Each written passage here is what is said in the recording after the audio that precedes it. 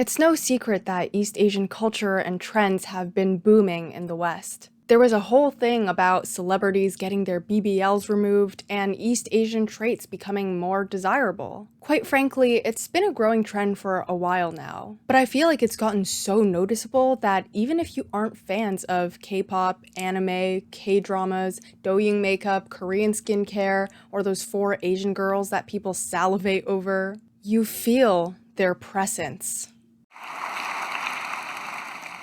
And the Oscar goes to Parasite.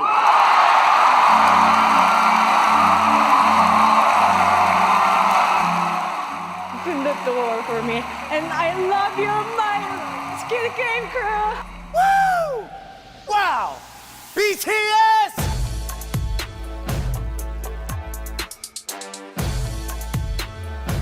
This month, I'm going to be swapping my current skincare routine for a 10-step Korean one. Welcome to Korean Skincare 101.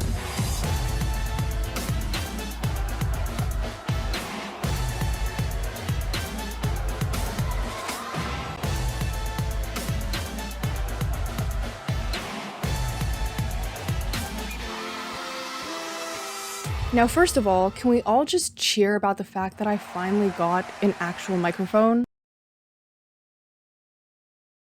I know I'm holding it weird, like it's supposed to be standing on something, but I'm just gonna hold it because I couldn't find a place to stand it.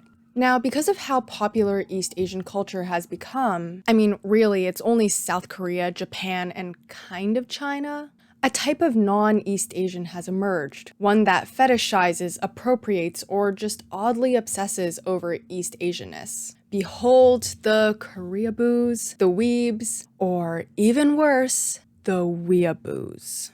Oh, I can't think of words. I can't think in English right now. Desu. But as fun as it is to cringe at oliLUNvia and Russian girls who swear that they're fully Korean, this video idea came to me after wondering what factors led them to fetishization. The obvious answer is colonialism and the East-West dichotomy they pushed onto the world, the exotic Oriental caricature painted by European powers. But there's a less obvious and less pleasant factor that I want to consider. Does East Asia and East Asian people fetishize themselves in any way? There's certainly no coincidence between how we've only popularized terms that refer to fetishizing Korean or Japanese culture, and Korea and Japan carrying out the most successful culture export plans targeted at the West. Rarely do we hear about fetishization of Vietnam, Laos, Philippines, and other less powerful East Asian countries. A large focus of East Asian activism in the West has also been based on physical characteristics, calling out East Asian fishing, for example, or being proud of East Asian features. There is one last controversial question that arises from all this. Can being fetishized ever be desirable or empowering?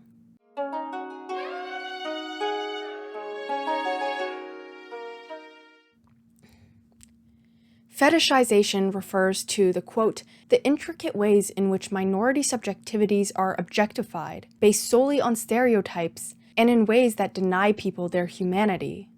Usually, people think of fetishization in a physical sense, for example, liking East Asian people not for their personhood, but for their monolids or cute baby face. But what's really interesting to be aware of is the fact that this East Asian identity, and really other collective identities such as South Asian or Middle Eastern, were born in the West. Identifying as East Asian in an actual East Asian country is actually not that common. My relatives don't think of themselves as belonging to this large collective identity called East Asian. They primarily think of themselves as Chinese because of how ethnically homogenous the country is. It is only because Western countries like Canada and America have considerable ethnic and racial diversity that led minorities to find solidarity with other similar minorities. Because the countries that make up East Asia are culturally and politically distinct from one another, when you actually grow up in an East Asian country, all these countries that Westerners see as belonging to one same group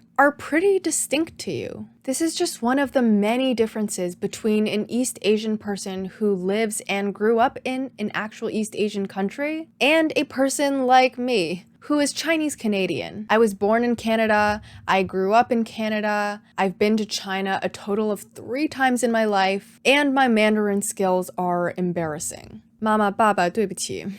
So if East Asians who grew up in the West, like me, don't have a personal, immersive understanding of our distinctive culture, norms, politics, and mannerisms, then one of the large factors that play into feeling East Asian is our physical appearance. Many white passing Asians feel less Asian than Asian passing Asians, even if their connection to their Asian roots are the same. People who follow an East Asian makeup style are assumed to be more Asian. I feel more Asian if I followed like Korean style makeup. Now I want to apologize in advance for all of the names I'm going to mispronounce in this video. I am very, very sorry about that. We're just gonna have to go with it and cringe every time I say something wrong. So there's this wonderfully written article by Barry Haft, who talks about how, as a South Asian individual who grew up in America, they saw their physical traits as what connected them to their heritage. Quote, "I always thought of my body as a canvas for identity. The black body hair growing out of my stark brown skin as an ode to my roots. Skin that the sun greets like an old love, glowing bronze with gentle strokes of light and wrapping around almond-shaped eyes in the darkest of browns. Eyes under brows stubborn and erratic when ungroomed like the mind behind them. I look at my body and see an inseverable connection to a culture I was once so wholly immersed in." This notion that our tangible physical traits are what define identity is maybe self-fetishization.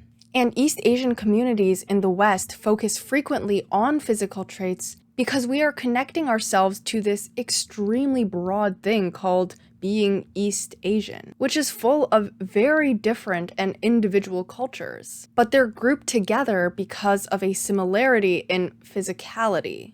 But simply looking East Asian can't be the main representation of a culture. Barry Huff writes, "The children who wear saris and lehengas on TikTok and Instagram to sport their patriotism, who speak of brown skin and thick eyebrows as if these are cultural highlights rather than just a simplistic representation of identity, by only focusing on the tangible components of what makes them South Asian, they suggest that it is solely the physical qualities of a brown person that defines them. By diminishing everything but the physical, their representation of their own bodies results in a sexualized representation of brown bodies on the whole. In other words, a fetishization of who we are as people in the United States." This is why I don't find it very activist of people who try to say that certain types of makeup are for East Asian people only, because it reinforces this idea of physical traits defining us. I know this is kind of controversial to say, but I'm gonna put it out there as one possible contributing factor. Perhaps this contributes to why oftentimes East Asian natives who live in East Asia don't find cultural appropriation to be as problematic as East Asians living in the West. Like, if you've ever been to Asia, you know we love when people share our culture. We love when we see foreigner in chipa. We love when we see them in kimono. We love that shit. Native East Asians don't find so much of their identity tied to their physical appearance, because their appearance doesn't differentiate them from anyone else there. Pretty much everyone looks like that. Instead, the focus is more on actual cultural practices, experiences, niche slang in language and mannerisms that can only be fully understood by someone who grew up in that cultural environment. This is not me trying to blame East Asian Americans or Canadians for feeling more defensive about their physical qualities. I will not ignore the long history of Westerners treating cultural clothing as dress-up and excluding East Asian features from beauty. I know what it feels like to just want blonde hair and blue eyes rather than my small monolids and dark hair. It can be very empowering to appreciate these physical features that have been looked down on for so long. Through appreciation and drawing attention to our different appearance, we can help normalize East Asian traits. They're not exotic or ugly or strange. They belong to normal human beings. What becomes a problem is when the depiction of physical features is treated as cultural representation itself without acknowledging that its power lies in the deeper culture it represents. By focusing solely on the body, they eliminate the value and significance of cultural traditions that are ever-changing, outside of static qualities like skin color. Switching gears a little bit while still talking about physical appearance, something I know a lot of people take issue with is the sexual fetishization of East Asian girls and women due to their more innocent and cute appearance. It is very problematic, don't get me wrong. But I also noticed that East Asian entertainment is generally more cute-oriented. There's a whole concept of aegyo in Korea, kawaii in Japan, and sajiao in China, which is, quote, to deliberately act like a spoiled child in front of someone because of the awareness of the other person's affection. The literal meaning of sajiao is to incite tenderness by childishness in order to be coquettish. K-pop idols are frequently asked to do aegyo, and it's seen as an important skill.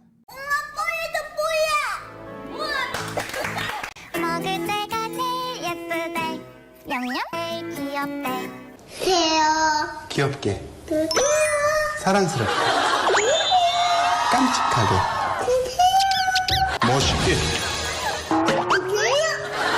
In this study on aegyo, one Korean female respondent said, say there are two similar female workers. One is very formal. She is very skilled at work. Then the men say she is spiteful. There is another worker who is slightly less skilled but has aegyo. Then a lot of male workers try to help her out. To the female senior/boss, it would not seem very good. But if there are men at the workplace, especially if they are in charge, then it would be effective. All this other research I read found that it's extremely popular for young women to act in this cute, childish way towards their husbands or boyfriends, and the men respond quite positively. 我们这边没有虾虾。要多少有多少。谢谢。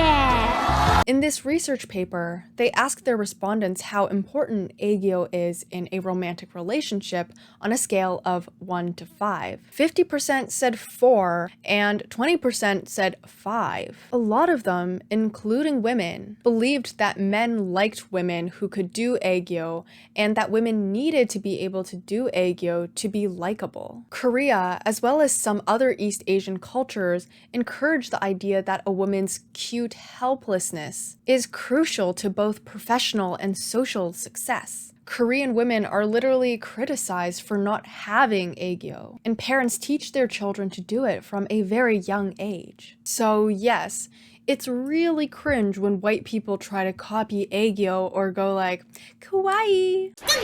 But we also can't ignore the cultures that pressure women to act in infantile ways. In fact, aegyo is often thought of as being innate. People say things like, oh, they just have aegyo. They were born with it. This idea of aegyo being given to people by nature furthers the idea that to be cute is inherent. It ties the idea of cute, baby-like cheerfulness as being part of a person's essence. And perhaps that supports why some Westerners end up believing that East Asians are just by nature cuter. There is a smaller group of East Asians who dislike this way of behavior because they believe it subjects women to a childish image. One respondent in this study said, for instance, in group work, there's always one person who does aegyo when apologizing for not doing his or her work. It's like saying, oh, I'm weak, I'm innocent, I'm cute, and so you must help me do everything. It's like putting oneself into extreme passivity,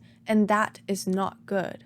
With all that being said, it is possible that I, being Canadian-born and raised, do not comprehend the deeper complexities of cute culture. Aegyo, kawaii, and sajiao have connections to more foundational social beliefs. For instance, being good at aegyo is not just about being good at pouting and talking in a high-pitched voice. It's actually taken as a sign of social intelligence. Knowing when the right social situation is to use aegyo and how to use it well in that situation is seen as socially and emotionally intelligent. It's also commonly used as a method of gentle rejection to subdue negative interactions in an effort to maintain social harmony. There are researchers who propose that this cute, childish behavior is actually a strategic way for women to empower themselves in more conservative countries.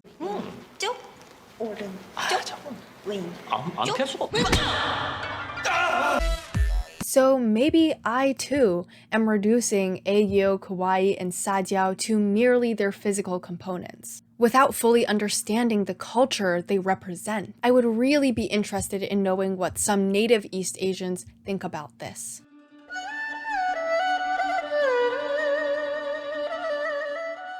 Now we arrive at the part where people click off because I'm basically only referencing academic journals and no TikToks. So, exotic, fetish, yellow fever, oriental gaze, colonialism, and white people bad. I think that'll hold people's attention for a little longer.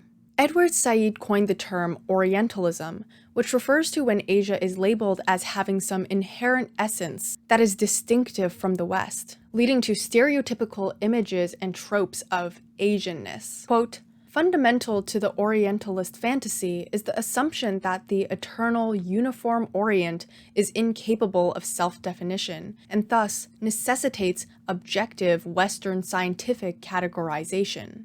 Asianness is something that's often thought of as mythical or exotic, and it's positioned as opposite to the rational, scientific, modern West. To really sell this story of East versus West, the essence of each is defined in broad, abstract terms, rather than actually pointing to any specific social practices or institutions. Think of the very general dichotomies people make, such as rational versus spiritual, individualistic versus collectivist, modern versus traditional. These are used to describe Eastern countries versus Western countries. It's quite absurd to think that these very, very general terms can encapture a geographic half of the world. In the 18th century, French philosophy started to show more interest in areas like Persia, Arabic-speaking lands, and China, which resulted in a counter-movement that championed the East as superior. But Said points out that this seemingly positive counter-movement is also caught in the problem of Orientalism, because their interest in the East is determined by their greater interest in the West, which is treated as the standard. This makes it so that the East cannot be thought of without the West, taking away its own independent nature. As East Asia developed, one of the strategies used to contest European imperial power was to participate in the West's Oriental narrative. It led to movements such as Pan-Asianism, which believes in some commonality that distinguishes all of Asia from everyone else. In the early and mid-1900s, Japan used this idea of Pan-Asianism to promote and justified their imperial conquest. They claimed to represent all of Asia. Japan convinced many Asian countries that their imperialist project was much more preferable to European imperialism, because they were a part of the East. I don't think I need to talk about all the atrocities that came from Japanese imperialism, but let's just say that it did not unify Asia the way they claimed. This is just one example of how Asia has participated in constructing, reinforcing, and circulating the Orient ideology. It is an example of self-Orientalism, which I see as a type of self-fetishization. It continually happens with little criticism, and I think it's because fetishization is popularly thought of as someone fetishizing another. It convinces us that Asia themselves could never contribute to their own fetishization or Oriental caricature. But self-Orientalism has played an important role in driving East Asia's soft power. What is soft power, you ask? Soft power is when you punch something really lightly while giggling, like this. So its impact is pretty soft, and soft power is power in international relations acquired not through money or military strength, but through things like cultural exports and entertainment, shaping the preferences of others to your advantage. Japan strongly focused on obtaining soft power to rebrand the nation from being an imperialist power that had killed and conquered countless number of people to cool Japan. I'm not even kidding. They actually set up what's called the Council for the Promotion of Cool Japan in 2013. As a strategy to promote Japanese products to the world, the government worked to figure out what Japan's cultural DNA was. What was the Japanese aesthetic? One policymaker of the Japan Brand Project said that, quote, "It is necessary to revisit Japan and consider how to properly discern Japanese cultural DNA and strategically standardize it so as to successfully input it into Japanese products and services." But here's the thing, if you're properly representing a culture, then standardization shouldn't be possible. Culture is fluid, it's complex. Reducing a culture to one standardized aesthetic or style is superficial, but let's be honest, if the goal is to attract foreigners to your culture, then giving actual educational historical lessons is not going to sell. A consequence of cool Japan has been the tokenization of indigenous traditional cultures and other minority cultures. Their objects and practices have been occasionally included in promoting Japan, but only insofar as it's considered beneficial to the nation's image. Socially and culturally marginalized voices that are not considered useful are paid little attention. Cultural diversity becomes promoted as a value that exists between different nations, but is ignored as being within Japan itself. Now, everyone knows that one of Japan's most successful cultural exports is anime. I won't talk too much about the misogyny and over-sexualization of girls in anime because I feel like that's widely known. What I did find interesting was that anime directors such as Mamoru Oshii say that they deliberately de-Japanize? Both of those sound wrong.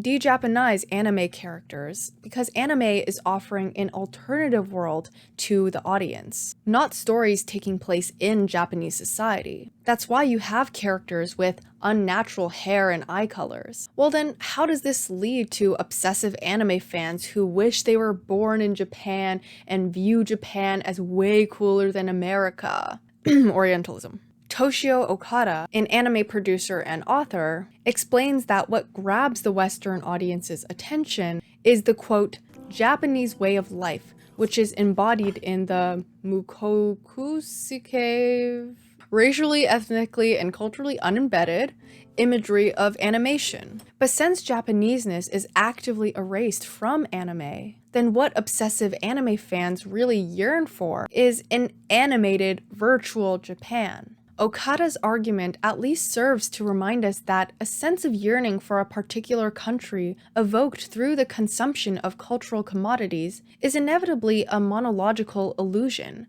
since it is little concerned with the complexity of real culture. Japan majorly influenced other East Asian countries to focus on their soft power as well. In this article about pop culture diplomacy in Japan, Koichi Iwabuchi calls it competing in a global beauty contest. South Korea is widely known for their successful cultural exports. Their music industry, fashion and beauty industry, film and media, food, are all extremely popular here in the West. And I just want to talk a little more specifically about K-pop since I listen to K-pop. And I know that the South Korean government wasn't originally a huge funder of the industry, but they certainly are pushing it now. The K-pop entertainment companies have been trying to tap into the American market for a long time now, and their efforts have really ramped up in the past few years ever since BTS kind of broke that barrier. More and more K-pop groups have English-speaking members, release English versions of songs, and try to win American awards and titles. I hear a lot of Korean people, and East Asians in general, saying that they are so glad to have K-pop spreading Korean culture across the world. BTS received the Hwagwon Order of Cultural Merit from the South Korean government, which reinforces the idea that K-pop is a reliable image of South Korean culture. Yet at the same time,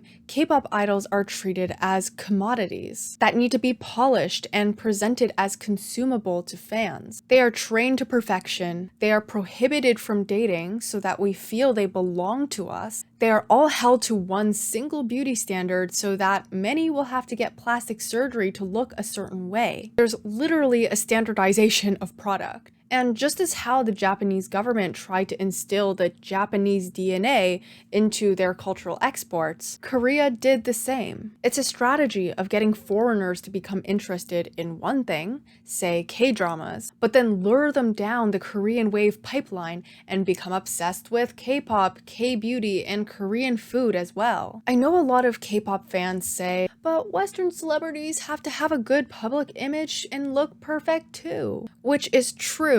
But you gotta admit that it is super rare to find celebrities like Lil Nas X, Doja Cat, or Lizzo who don't act like perfect, cool K-pop idols on their TikTok accounts. The PS5, tell me why you making me decide. Please don't just. Hi, 받았어요. Just tell me what you wanted. I actually do cuss a little. Do you? Also, yeah. What's your favorite curse word? Probably fuck. Idols would never be allowed to publicly rife with each other the way Kanye and Pete have. The K-pop industry fetishizes their own idols so that us fans all the way over here are already consuming fetishized versions of Korean people. This is not me scolding anyone for listening to K-pop because then I'd just be a complete hypocrite. I just want to acknowledge that there is a tension between praising K-pop as a good representation of Korean culture and the way they commodify its people. Just as an added safety measure in case there are any mad K-poppies out there, here. I have a photo card of Jungkook. Okay? Don't cancel me. One last soft power sector I want to talk about is tourism. In an attempt to attract Westerners to experience East Asia, many East Asian countries promote an Oriental image of their culture and history. There are two interesting papers that I'll put on the screen here. One analyzes a tourist promotion video for Oman, and one is for China. Both these papers talk about how these tourism promotion videos fuel exotic fantasies and frame these countries as either stuck in ancient times or following Western modernity. For instance, in this scene in the Chinese promotional video, Grace Yang and Carla Almeida Santos write, "What may first catch the viewer's eyes is the qipao they are wearing. Its use here conspicuously invokes notions of traditional, oriental, and perhaps a slight hint of exotic, constructing an image of Chinese women that is in dichotomy to Western women with their casual, modern clothing. In addition, qipao, a body-hugging silk dress that accentuates women's curves, emphasizes sexual difference. The young woman, therefore, becomes an object to be gazed upon, silent with their cryptic and hesitant smiles. The whole scene has blatant references to old themes of Oriental femininity, perpetuated by numerous Hollywood films and popular social discourse." Similarly, the Oman promotional video presents the country as a lost ancient land that is waiting to fulfill the fantasies of the Western tourist. They focus on making Oman look pre-modern, showing a rural and tribal society to add an exotic appeal. The only place that is shown to be modern are conveniently the hotels and the resorts that the tourists stay in. It portrays the people as exotic tradition bearers who are stuck in the past, but are also just in reach for you to spectate. These Oriental ideas have been internalized in many ways by the East. For example, the Great Wall of China was originally built for and viewed by Chinese citizens as a national security tool to protect the country from the Mongolian invasion. But when European missionaries visited China, they saw the Great Wall as a structure full of Oriental glory. This Western perspective influenced Chinese perception to the point where today, China has adopted the Great Wall as a symbol of national identity. These idyllic tourist videos further stereotype ethnic minorities, similar to Japan's instrumental use of ethnic and indigenous culture. As we see in the China promotion video, ethnic minorities are associated with wild nature, old buildings, doing traditional dances, with not a single Han person in sight. Han people are the overwhelming ethnic majority in China, by the way. It presents these minorities as drastically different from the Han people, that they are not influenced nor affected by the Han. They are fetishized as expressions of the Oriental past. Now, perhaps right now, the result of soft power strategies is self-fetishization, which invites being fetishized by others. Boo, not hot. But could it eventually lead to proper cultural exchange in the long run? There's a whole pool of research that shows that exposure to another nation's media can increase one's understanding of their culture and society. I mean, I'm not surprised to hear that. But can this understanding ever evolve past what Iwabuchi calls the individualized pleasure of media consumption? That is something to be debated. One of the most interesting articles I read for this video was this one right here, because it talks about the pleasures of fetishization, which almost sounded like an oxymoron to me. I only hear about fetishization as something bad, something objectifying. But this researcher, Angela Jones, wanted to explore the experience of fetishization for BBW, or big beautiful women, in the cam model industry. Jones points out that how we understand fetishization intellectually can be different from how we actually experience it. Intellectually, we tell ourselves that fetishization is degrading and that we should be valued for our personhood. But here, some BBW performers enjoy the pleasures of fetishization precisely because they are not supposed to. Societies tell fat women that to have self-respect, they must dress modestly and to hide their bodies. Societies ask fat women to embrace the politics of respectability, and many fat women, such as BBW cam models, are rebuking a politics of respectability. The BBW models who enjoyed being fetishized found pleasure in being able to show off the body that they are so often socially shamed for having. They are in control of their show, and they are the ones who touch themselves. And these actions have political weight to them because they are going against what they are socially told to do and the way they are socially perceived. One cam model said that being fetishized helped a lot with her self-esteem. She knew that her self-esteem shouldn't depend on camming, but it was what gave her the motivation to work out, eat healthier, and just take better general care of herself. It is an especially curious environment for people of color, who are not nearly as popular as white people in the BBW community. But in a way, Jones suggests that Asian BBW models can strategically debunk the stereotype that all Asian women are small and thin. When there are several different ways to be fetishized, sometimes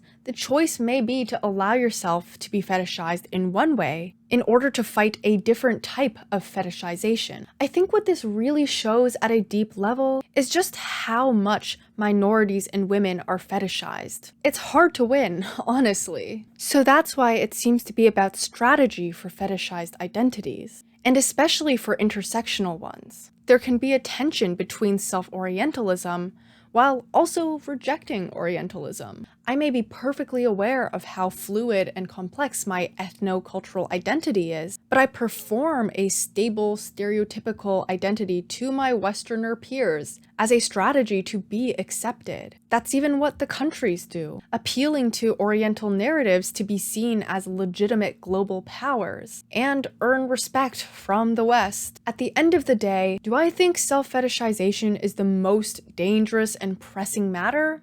No. But I always think it's interesting to take concepts like fetishization, which is often used to blame others, and consider whether we are complicit in any of the blame. If you tolerated this video, you can like and subscribe if you want, leave a comment if that's the way you feel today. Thank you so much for watching. Let's keep talking, and I hope to hear from you soon. Bye!